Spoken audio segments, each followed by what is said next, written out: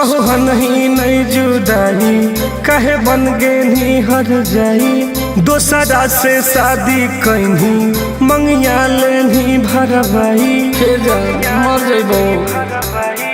सोहन ही नहीं जुदाई कहे बन गे नी हर जाई दोसरा से शादी कहीं मंगिया लेनी भरवाई गे सुनवा गे कैसे तू रहोही मैसेजो न कबो करोही गे सुनवा गे कैसे तू रहोही मैसेजो न कबो करोही भुला गेली का गे।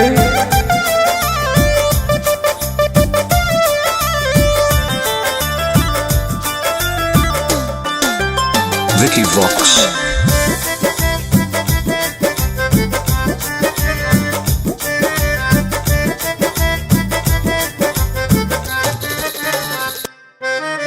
तू ही हनी जान हमर तू ही मोर परान गे तू जाए याद में लागो हो कौ चल जाई तो मोर जान गे तोरा बिना मर जबोगे।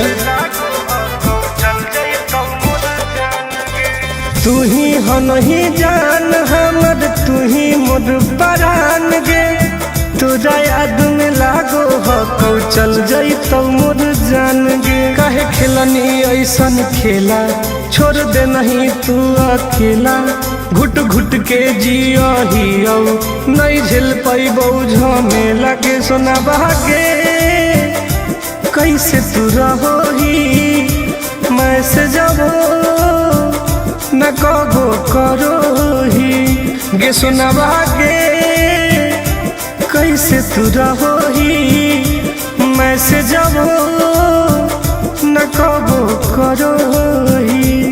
इतना कठोर कैसे हो गई?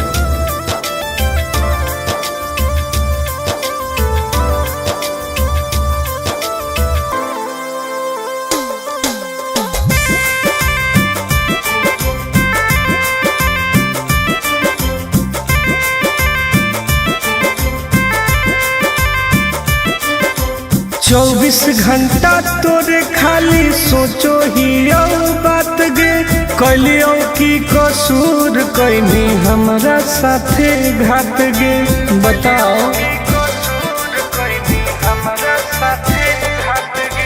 24 घंटा तोरे खाली सोचो ही बात गे कलियो की कसूर कैनी हमरा साथे घात गे भूल गे नी कसम खाके आनंद प्रकाश के पाके अब रोबो हौ टुनटुनवा दिल तोरा से लगा के गे सुनवा गे कैसे तू रहोही मैसेजो न कबो करोही गे सुनवा गे कैसे तू रहोही मैसेजो न कबो करोही। इतना कठोर कैसे हो गई गे?